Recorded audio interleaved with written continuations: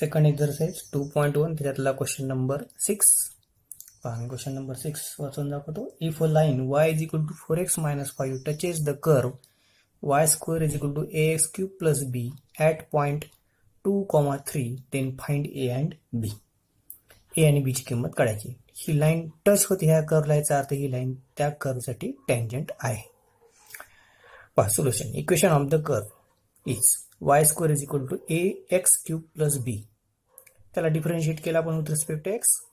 y स्क्वेअरचा derivative आला 2y dy by dx is equal to a as it is x क्यूबचा derivative होणार आहे 3x square, x raise to n चा formula वापरला 3ax square झाला, प्लस b चा डेरिव्हेटिव्ह कॉन्स्टंट डेरिव्हेटिव्ह 0 आला. आता हा 2y डिनॉमिनेटर मध्ये घेतला तर dy by dx is equal to काय मिळालं आपल्याला 3ax square divided by 2y. यालाच आपण काय म्हणतो slope of tangent. Therefore slope of tangent काय आहे आपला ॲट पॉइंट 2,3. तो काय असणार आहे मग is equal to 3ax square divided by 2y at point 2,3. हा टँजंटचा काय झालाय स्लोप. तर इथं पुढं सोडवायला पाहिजे 2 आणि 3 घेऊन, ते माझं ज्यांना सोडवायचं राहिलेलं आहे. पुढची त्याच्यात खाली घेतलेलं आहे ते मी. y is equal to 4x minus 5 is tangent to the curve.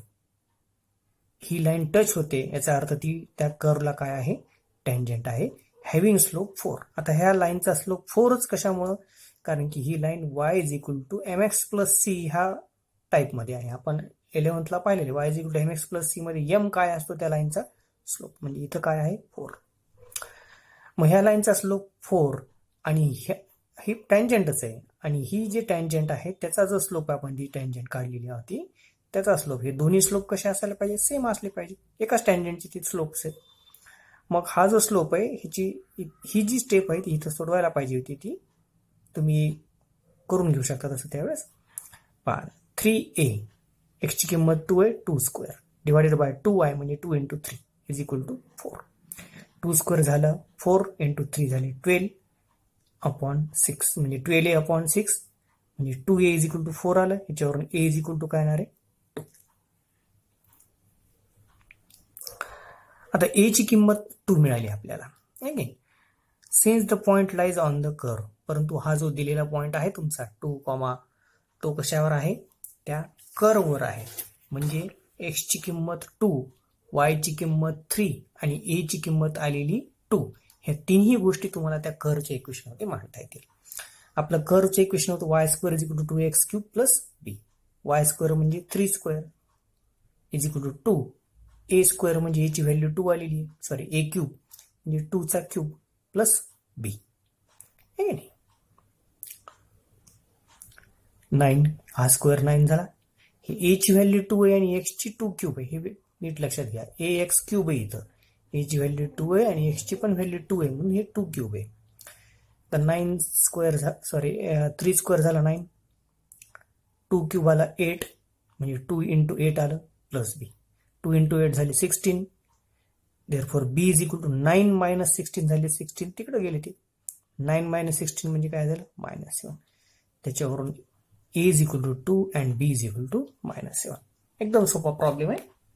Delhi line tangent आहे असं घेऊन तिचा स्लोप काढायचा, कर्ववरून डेरिव्हेटिव्ह काढून तो स्लोप घ्यायचा, दोन्ही स्लोप इक्वल घेऊन a ची किंमत काढायची, a ची किंमत आणि दिलेला पॉइंट हे सगळेच्या सगळं इक्वेशन मध्ये मांडायचं कर्वच्या, त्याच्यावरून b ची किंमत काढायची.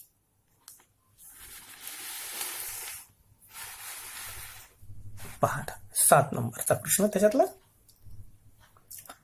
A particle moves along the curve. A particle moves along the curve 6y is equal to x cube plus 2. पुस्तकामध्ये ऍक्च्युअली हे x स्क्वेअर प्लस 2 आहे, परंतु ते मी पूर्ण सोडवलं पाहिजे, ओव्हर रायटिंग केलेली बऱ्याच ठिकाणी. सोडवल्यावर आन्सर जे आहे ते x क्यूब प्लस 2 घेतल्यावर जे आन्सर येतं ते तिथं दिलेलं आहे, म्हणून मी तर परत त्याला x क्यूब केलं. पुस्तकामध्ये जे करेक्शन आहे ते करून घ्या, x क्यूब प्लस 2 असं करून घ्या. परत एकदा वाचून दाखवतो. A particle moves along the curve 6y is equal to x cube plus 2. Find the points on the curve.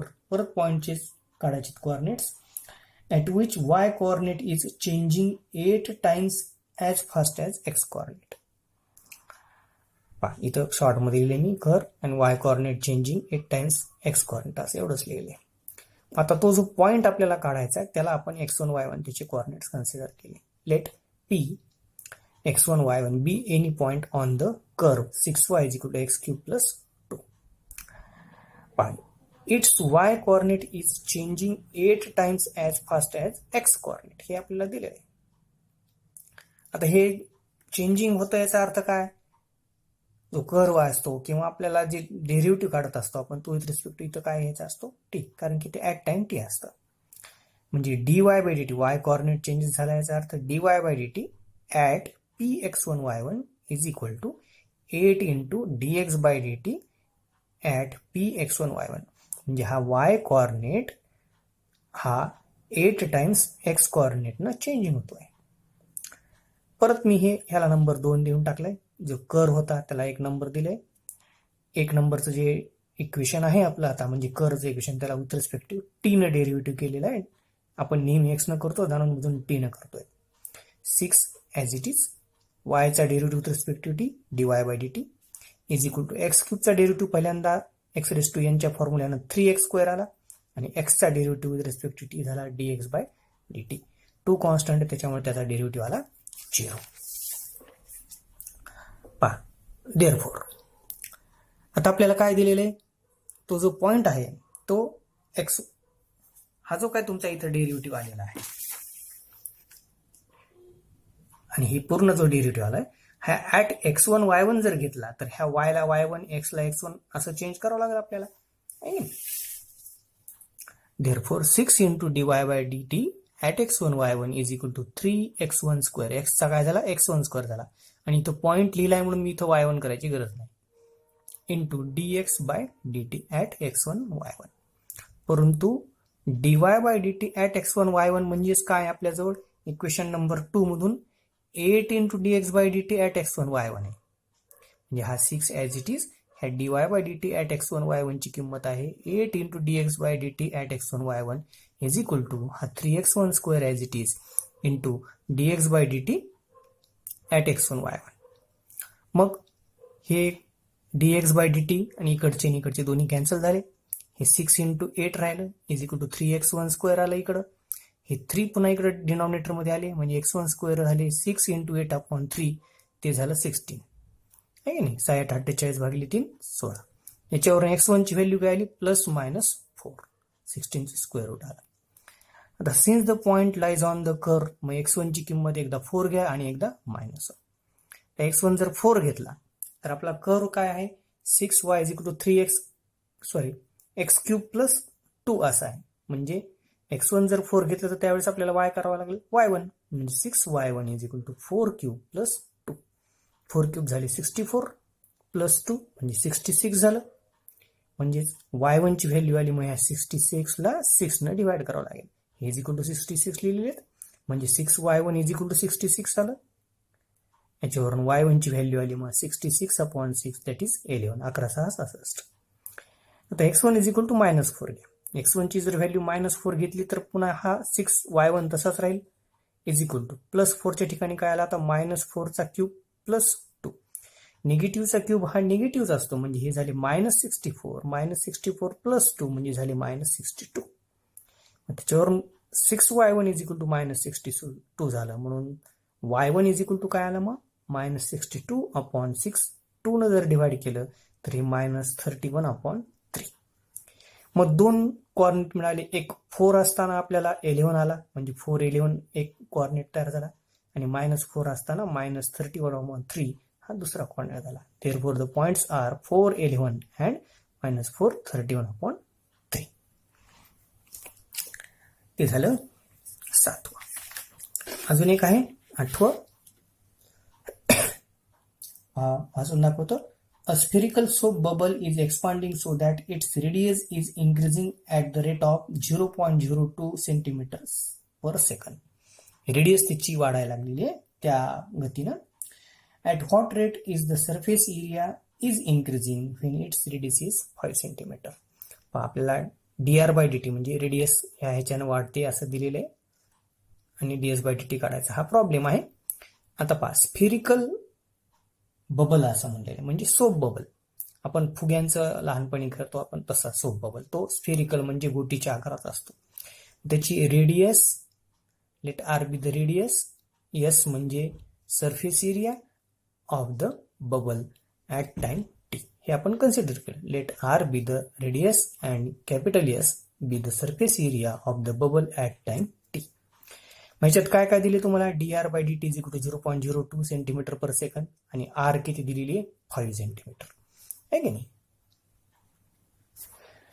आता सरफेस एरिया ऑफ स्फिअर किंवा बबल हा फॉर्म्युला आहे S is equal to 4 pi r cube. Surface area of sphere ह्याला म्हणायचं.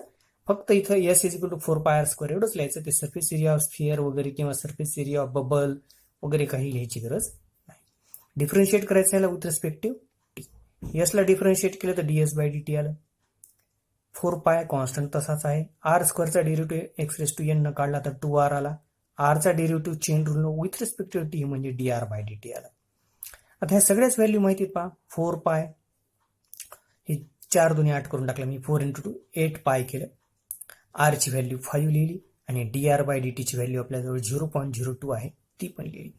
सगळं जर calculation केलं तर पहा इथं काय व्हायला लागले. 5 दुनी 10 आणि 8 10 80. 80चे 2 दशांश स्थळ. 5 इंटू 2 10 आलं. 8 इंटू 10 80 आलं.